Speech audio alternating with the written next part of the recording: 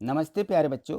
तो आप लोगों को स्कूल में जो एड ग्रेड अभ्यास पुस्तिका मिली है, इस एड ग्रेड अभ्यास पुस्तिका में हमारे सभी विषय दिए गए हैं। देखिए, हिंदी है, अंग्रेजी, पर्यावरण अध्ययन और गणित, चारों विषय इसी में दिए गए हैं। तो इस एड ग्रेड अभ्यास पुस्तिका में से हमारे वार्षिक प्रश्न इसी में से पूछे जाते हैं, इसलिए इसको कंप्लीट करना है और इसको भर लेना है, जिससे कि हम वार्षिक परीक्षा की तैयारी कर सकें। तो देखिए यहाँ देखिए, आज हम देखेंगे पार्ट 6 मेरा एक सवाल। इसके पहले वाले जो पार्ट हैं वो हमने पिछली वीडियो के माध्यम से समझे थे, उनको कंप्लीट कर दिया है। यदि आपने वो नहीं देखे हैं तो आप जो है इसके डिस्क्रिप्शन में पिछले पार्टों की लिंक दी गई है, उस लिंक को क्लिक करके आप पिछले पार्ट भी देख सकते हैं। और यदि हाँ, आप चैनल पर नए हैं और चैनल को सब्सक्राइब नहीं किया है तो आगे वीडियो को देखने के लिए आप चैनल को सब्सक्राइब करके रखिए। देखिए, यदि ये रेड से इस प्रकार दिख रहा है तो इसको आप जो है क्लिक कर लें। एक ही बार हमें सब्सक्राइब करना है, दोबारा नहीं, क्योंकि एक बार सब्सक्राइब करने पर आपको जो है चैनल की सभी वीडियो आपको प्राप्त होती रहेंगी और आगे की जो जानकारी है वो भी आपको मिलती रहेगी। तो देखिए, ये चैनल आपने सब्सक्राइब कर लेते हैं तो वो आपको इस प्रकार से दिखता रहता है, यानी हमें दोबारा इसको क्लिक नहीं करना है, ठीक है। और प्रत्येक वीडियो को लाइक करना जरूरी है,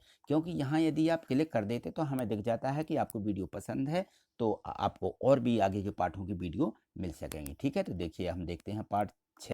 यहाँ देखिए दिया गया है कि अति लघुत्तरीय प्रश्न है। प्रश्न एक दिया है कि भारत के राष्ट्रीय ध्वज को क्या कहा जाता है। जो हमारा भारत का राष्ट्रीय ध्वज है उसको क्या कहते हैं? उसको कहते हैं तिरंगा। क्या कहते हैं? तिरंगा।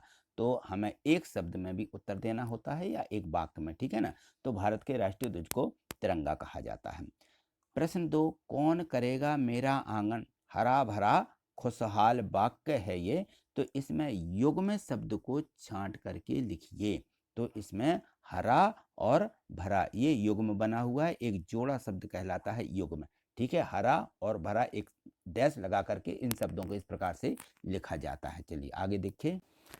यहाँ देखिए, प्रश्न तीसरा है कि खेतों में कौन कौन से अनाज उगाए जाते हैं। कोई दो अनाज के नाम लिखो। तो खेतों में जो अनाज उगाए जाते हैं, देखिए नंबर एक गेहूं, धान इत्यादि, ठीक है। आपको इस प्रकार से दो के नाम लिखना है। लघु उत्तरीय प्रश्न है। प्रश्न चौथा देखिए कि हम फसलों का उत्पादन कैसे बढ़ा सकते हैं और अपने शब्दों में उसको लिखिए। तो हम फसलों का उत्पादन भूमि की उर्वरक क्षमता को बढ़ा करके बढ़ा सकते हैं। भूमि में खाद्य पदार्थ डाल करके फसलों का उत्पादन बढ़ा सकते हैं। तो ये इसके तरीके हो जाते हैं, या तो उसकी उर्वरकता क्षमता को बढ़ाएं या फिर उसमें खाद डाल दें। खाद डालने से भी उसकी फसलों की उर्वरक क्षमता बढ़ जाती है और फसलें अच्छी पैदावार उनकी होती है, ठीक। प्रश्न 5 देखिए, भारत माता अपना गौरव बढ़ाने के लिए विद्यार्थी से क्या अपेक्षा करती है। तो भारत माता अपना गौरव बढ़ाने के लिए प्रत्येक विद्यार्थी से वो अपेक्षा करती है कि पढ़ लिख कर ज्ञान का दीपक जलाने की वो है अपेक्षा करती है कि ये पढ़ लिख जाएं और अच्छे ज्ञान का दीपक यानी अच्छा रोशन करें, ठीक। प्रश्न 6 देखिए, यदि सैनिक ना होते तो हमारे देश की क्या दशा होती। यदि सैनिक ना होते तो हमारे देश की जो सीमा पर तैनात है वो कौन रहता, ठीक है ना। और हमारे देश में शत्रुओं का आतंक क्या होता, बढ़ जाता और हमारे देश की रक्षा नहीं हो पाती यदि सैनिक नहीं होते तो, ठीक है। तो चलिए आगे देखिए। यहाँ देखिए, प्रश्न 7 दिया है और लिखा है कि दीर्घ उत्तरीय प्रश्न है। तो प्रश्न 7 मेरा एक सवाल, कविता में भारत माता को किन किन से अपेक्षाएं हैं और क्यों हैं, विस्तार से अपने शब्दों में लिखना है, ठीक है। तो मेरा एक सवाल जो कविता है उसमें भारत माता को किसान, सैनिक, मजदूर, विद्यार्थी एवं शिक्षक से अपेक्षाएं हैं। इन सभी से वो अपेक्षा करती है, क्योंकि किसान खेतों में अन्न उगाता है जिससे हमारा पूरा दुनिया इसी से चल रही है ना। और सैनिक जो है हमारे देश की रक्षा करती है, ठीक है, ये सुरक्षा के लिए है। और विद्यार्थी पढ़ लिख करके ये भी आगे ज्ञान का दीपक उजाला करेंगे, ठीक है ना। एवं मजदूर, मजदूर खेतों में मेहनत करके उत्पादन बढ़ाता है, ठीक है। तो इस प्रकार से हमारा पूरा भारत, हमारी पूरी इंडिया इससे पूरी स्वतंत्र है, अच्छे से चल रही है, ठीक। चलिए आगे देखिए।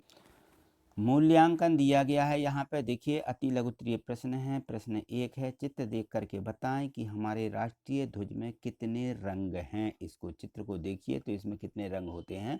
हमारे राष्ट्रीय ध्वज में 3 रंग होते हैं। नंबर 1 केसरिया, सफ़ेद और हरा, ठीक है। और प्रश्न 2 देखिए, शिक्षक भारत के विकास के लिए क्यों जरूरी है, ये भी लिखिए। शिक्षक जो होता है, शिक्षक भारत के विकास के लिए जरूरी है क्योंकि शिक्षक ज्ञान विज्ञान से क्या करता है, हमको हमको सिखा करके ज्ञान विज्ञान सिखाकर सत्य का आचरण डालते हैं और पढ़ा लिखा कर ज्ञान का दीपक जलाते हैं। ठीक है ना, तो इस प्रकार ये शिक्षक करते हैं, यहाँ पर सुधार लेना, सिखा करके है। ठीक है ना, चलिए आगे देखिए। यहाँ देखिए दिया गया है दीर्घ उत्तरीय प्रश्न। प्रश्न 3, किसान, सैनिक, शिक्षक, विद्यार्थी और मजदूरों का हमारे देश की खुशहाली में क्या योगदान है। तो सबसे पहले लिखेंगे हम यहाँ कि किसान जो है खेतों में अन्न उगाता है। सैनिक, सैनिक हमारे देश की रक्षा करता है। शिक्षक, शिक्षक शिक्षा दे करके ज्ञान का दीपक जलाता है। विद्यार्थी, विद्यार्थी जो है पढ़ लिख करके ज्ञान का दीप जलाता है।